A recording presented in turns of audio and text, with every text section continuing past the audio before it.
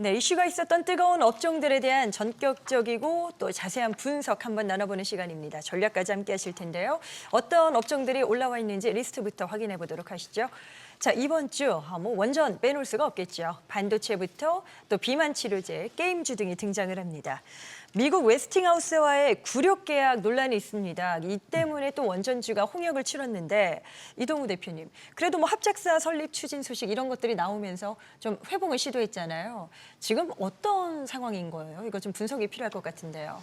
일단은 이전에도 조금 논란이 됐었던 부분들이 악재 소멸로 볼 수 있는 부분도 있고 분명히 좀 불공정 계약 논란도 있는데요. 개인적으로 이제 합의 내용 중에 50년이란 이제 수치, 이 불공정 계약이 포함된 건 맞으나 오히려 이번 기회를 통해서 조금 좋은 매수 기회로 저는 좀 생각이 듭니다. 네. 체코 원전 수주 당시에도 역대급 금액 대비해서는 주가 상승이 좀 미비했던 이유가 수익성 때문이었는데요. 이번 웨스팅하우스와의 계약이 누출이 되면서 오히려 악재 소멸과 함께 향후 실적 가시화가 된다면 오히려 상승은 조금 더 쉬워질 수 있는 구간으로 보입니다. 또한 다음 주에 이제 한미 정상회담 공식 의제로 떠오를 만큼 원전은 미국 입장에서도 한국의 시공 능력이 절대적으로 지금 필요한 상황입니다. 원전합에서 중국과 러시아가 지금 우위를 좀 보이고 있고 미국은 전체된 상황을 타파할 수 있는 대안으로 미국의 설계 능력을 뒷받침해 줄 수 있는 한국의 시공 능력을 택할 수밖에 없는 상황이라고 보시면 돼서 결국 국내 원전의 파운드리 업체가 필수적인 상황이라고 보시면 될 것 같습니다. 그리고 정치적으로 여당에서 계속 강조해오던 탈원전이 이번 정상회담 공식 의제 이후로는 완전히 원전 확대로 돌아설 수 있는 계기가 생긴 점도 긍정적으로 보여질 수 있고요. 네. 최근 악재를 해소하면서 오히려 외국인은 대량 매수를 감행을 했고요. 보성파워텍이나 한전기술 그리고 BHI 등은 다시 사상 최고가와 최근 고가를 돌파를 하면서 주도주 성량을 좀 보임으로써 조정 시의 매수 기회로 판단이 됩니다.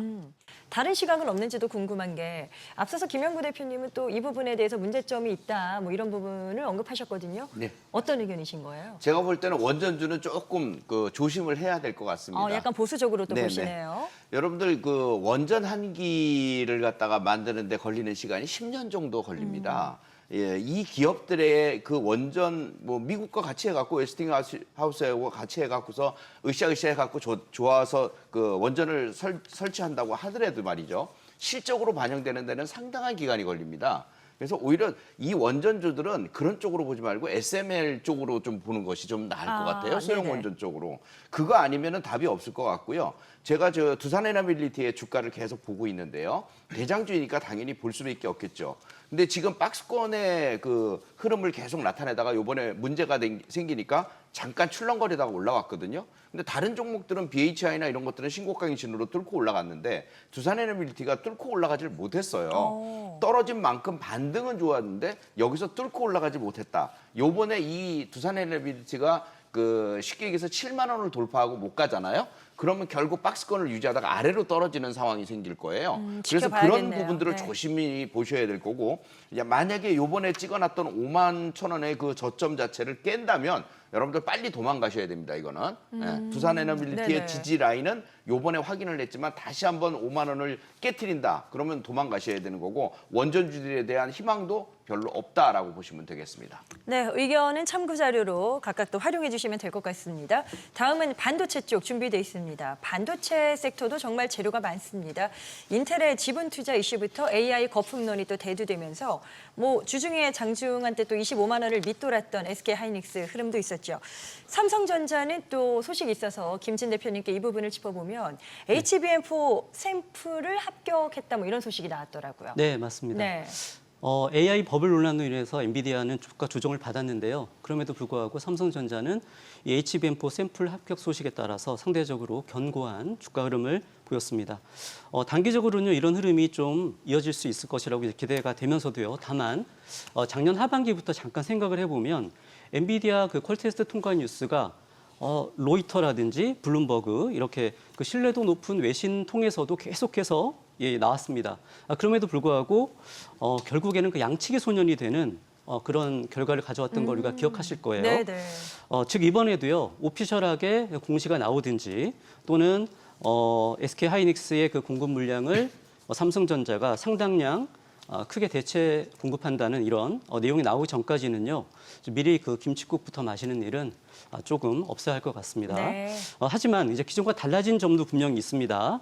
이제 그 삼성전자가 HBM에 있어서의 경쟁력을 확보하는 데 있어서 충분한 시간을 지금 벌고 있었죠. 그동안 꽤 시간이 흘렀기 때문에 거기에다가 이제 엔비디아도요. 공급망 다변화를 통해서 이 공급가를 인하할 수 있는 그런 욕구가 아주 크기 때문에 이번에는 드디어 이제 진짜 늑대가 나타날 수도 있지 않을까 이런 생각을 좀 하고 있습니다. 따라서 진짜 늑대가 나타날 때를 좀 대비해서 대응이 굉장히 중요하게 됐는데요. 대응 전략을 잠깐 말씀드리면요. 이제는 그 SK 하이닉스와 삼성전자 기존처럼 두 종목을 함께 가져가되 어느 쪽이든 한쪽이 뉴스 결과에 따라서 또 타격을 입을 수도 있다라는 그런 지점에 와 있기 때문에요. 언제든지 한쪽을 버릴 수도 있다라는 그러한 생각으로 아주 대응이 중요한 그러한 영역이고 시점입니다. 따라서 아주 민감하게 대응하는 그런 전략을 수립해 놓고 대응하시는 게 필요하겠습니다. 반도체 김영구 대표님께도 좀 짧게 의견 들어볼게요. 지금 뭐 전략적으로 어떤 부분들이 가장 중요한 키가 될 것으로 보시는지요? 예, 지금 이 HBM4를 납품하느냐 마느냐는 SK 하이닉스와 그다음에 삼성전자의 양쪽을 놓고서 이제 견주는 것인데요. 결국 엔비디아의 속내가 뭐냐 이게 제일 그렇죠. 중요할 것 같거든요. 네.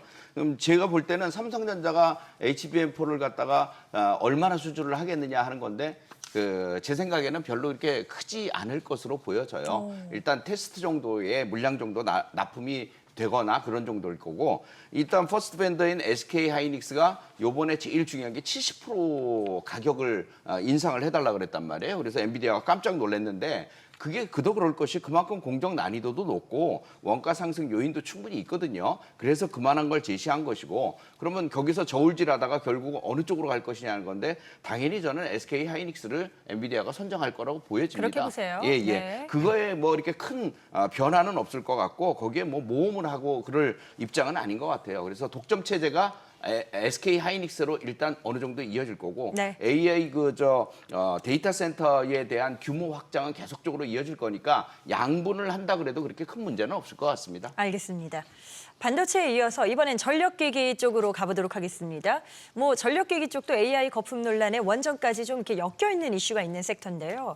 이동우 대표님, 한국산 변압기 관세부가 뭐 이런 재료까지 나오면서 사실 뭐 이렇게 좋은 여건인가라는 데는 의구심이 들긴 합니다. 어떤 대응법이 필요하다 보시는지요? 일단 뭐 조선과 함께 전력 설비는 초호황을 아직까지는 유지할 수 있는 입장은 맞습니다. 물론 최근에 이제 전력 설비 쪽은 관세에 대한 부분이 거의 상관은 없는 상황이고요. 고압 변압기가 이제 품목 관세가 걸리는 상황인데요. 이 부분도 공급자 우위 시장 기반으로는 기존 관세에다가 전가를 가능하다는 부분들이 업체들의 거의 다 공통된 생각입니다. 그러니까 무엇보다도 이제 금요일 기준으로 트럼프가 AI 데이터 센터를 위해서는 전력 용량을 지금 2배로 늘리겠다라는 생각을 내비쳤고요. 그래서 미국 전력 수요의 증분이 트리거가 계속되고 있는 상황이고 현재 미국 시장 내에서도 북미 지역에서는 지금 변압기와 다른 전력기기의 교체율이 20%에서 30% 수준밖에 안 되기 때문에 네. 향후 시장이 아직도 크다라는 부분들이 수주 잔고 증가에는 우려가 없다라는 점으로 해석될 수 있습니다. 현재 주요 변압기 업체들의 경우 최소 50% 수준의 관세 전가가 가능한 수준이고요. 일부 손실률을 감안해서 효성중공업과 HD 현대일렉트릭은 4%에서 6% 정도 수준, 그리고 LS일렉트릭이 한 16% 정도의 수준인데, 그리고 산일전기는 한 2, 3% 정도 품목 비중만 영향을 좀 받는 상황이라고 보시면 될 것 같습니다. 최근 품목 관세 발표 이후에 주가는 한 8에서 한 15% 정도 하락이 발생했으니까 손실률에 따라서 이제 하락 반영과 2분기 호실적에 따른 세론 물량 부담도 이제 덜었으니까 3, 4분기 수주 증가율 대비해서는 주가의 추가 하락을 예단하는 건 조금 시기상조일 듯합니다. 네. 그래서 오히려 3분기 호실적으로 겸한 조정 시에 이번에는 다시 또 진입을 하시는 기회라고 생각하시면 좋을 것 같습니다. 자, 그렇다면 전력기기 관련된 종목은 어떤 것들을 저희가 이렇게 좀 어떤 바로미터처럼 좀 보면서 가는 게 중요한지 김진 대표님은 어떤 것들을 지금 주목하고 계세요? 예, 저는 여전히 그 슈퍼 사이클이 지속되고 있다고 보기 때문에 네. 기존의 그 전력기기 빅3 종목들, 뭐 효성중공업, LG일렉트릭 그리고 HD 현대 이런 그 종목들이 여전히 좋다고 보고 있고요. 네. 또한 그 중소형 그 탑3 선호주로 제시해드렸던 그 산일전기 그리고 세명전기, 일진전기까지 여전히 그 주가 차트상 훼손이 전혀 되지 않았다는 점에서요. 재상승 가능성이 충분히 있다고 그렇게 보고 있습니다. 슈퍼사이클은 뭐 계속해서 이어질 것이다. 네. 일단 긍정적인 또 전망치를 보여주셨습니다. 전력기기에 이어서 이번에는 K 콘텐츠 쪽으로 넘어가 보도록 하겠습니다. 중국발 호재로 강세를 보였는데 콘텐츠 규제 완화에 또 한알령 해제 기대감 등 뭐 여건은 환경적으로 만들어지고 있는 것 같아요. 허인은 대표님, 뭐 이쪽 관련해서 콘텐츠 관련주도 여럿 있잖아요. 네네. 뭐 최선호주가 따로 있으신가요? 네, 뭐 중소형 관련해서 그 단기 매매 관점에서는 이제 그 미스터 블루를 갖고 있는데요. 네, 미스터 블루는 이제 디지털 만화 및 웹툰, 웹소설로 분류되는 이제 온라인 컨텐츠 공급과 그리고 또 게임 사업을 이제 영위하고 있습니다. 이제 자체적인 원천 IP를 기반으로 해서 이제 컨텐츠를 현재 좀 개발하고 있는데 말씀하신 대로 이제 그 중국의 한한령 해제 기대감 그리고 또 민주당 정부 출범 후에 이제 중국과의 관계 개선 기대감이 가장 큰 모멘텀이라고 보시면 되겠고 이재명 정부의 K 웹툰 정책도 계속 좀 모멘텀을 살릴 수 있는 긍정적인 요인으로 작용하고 있습니다. 6월, 7월 이제 새 정부 출범 후에 1차 파동 뒤에 지금 상승 추세가 이제 견고하게 유지되고 있는데 단기 기준으로 이제 1,800원부터 1,600원 사이에서의 지지력이 확인된다면 다시 한번 좀 진입이 가능한 위치이고 1차 정고점이 2,200원까지 단기 목표치로 보시면 되겠습니다. 네. 김진 대표님은 K 콘텐츠주 지금 뭐 중국발 좋은 소식들이 나오다 보니까 네. 이쪽에 대한 또 투자 기대감도 덩달아 높아지고 있는 것 같은데요. 지금 주목할 만한 가치가 충분하다 보실까요? 네, 그렇습니다. 뭐 지난주에, 그러니까 이번 주죠. 중국의 그 해외 드라마에 대한 그 쿼터 완화 논의 등 이런 소식으로 인해서 한알령 해제 기대감이 재부각되면서 영상 콘텐츠주라든지 엔터테이너들이 상승을 했습니다. 때문에 그 한알령 해제 기대감 여전히 현재 진행형이라고 볼 수 있고요.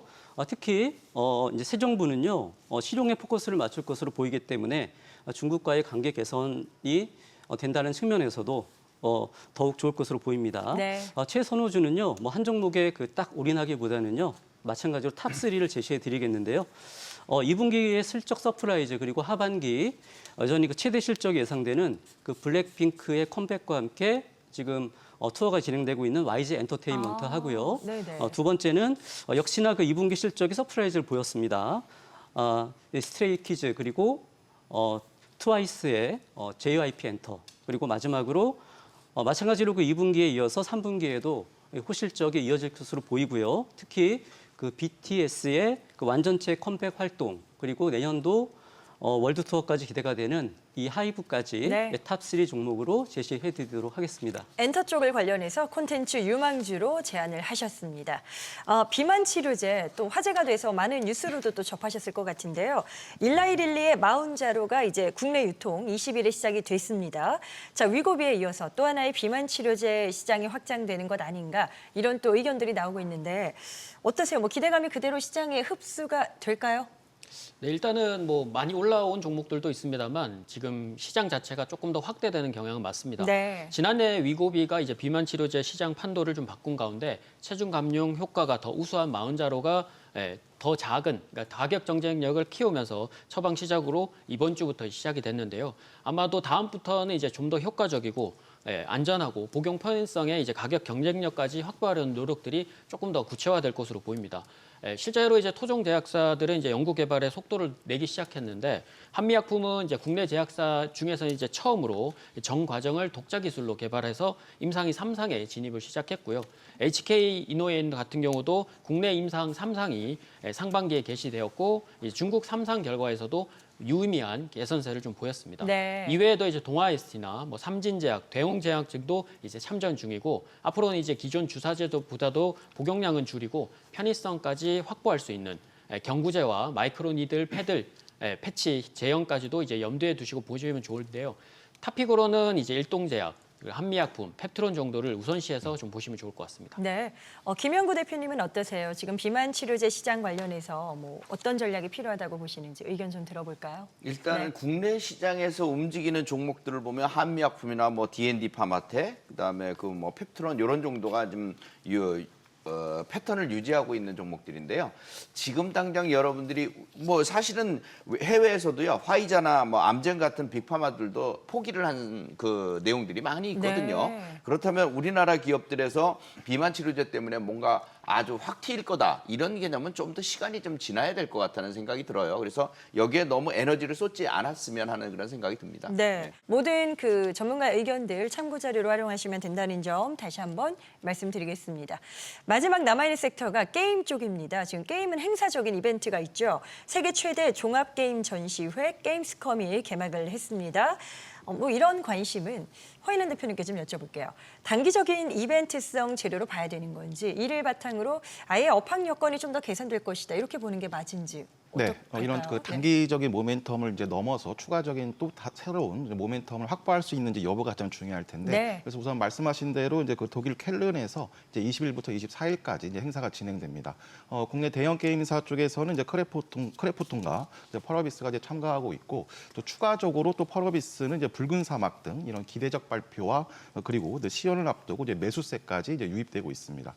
제가 볼 때 이제 게임 섹터의 가장 중요한 부분은 그 중국 소비 관련주의 가장 대표적인 섹터로는 이제 엔터, 컨텐츠, 화장품 그리고 게임도 포함이 됩니다. 네. 근데 이런 이제 중국 소비 관련주 섹터 안에서 다른 섹터 대비 게임 쪽은 가장 덜 오른 섹터이기 때문에 이 섹터 안에서 이제 순환매 성격으로 이번 일정 모멘텀을 빌미로 해서 같이 오르고 있다 이렇게 보시면 되겠습니다.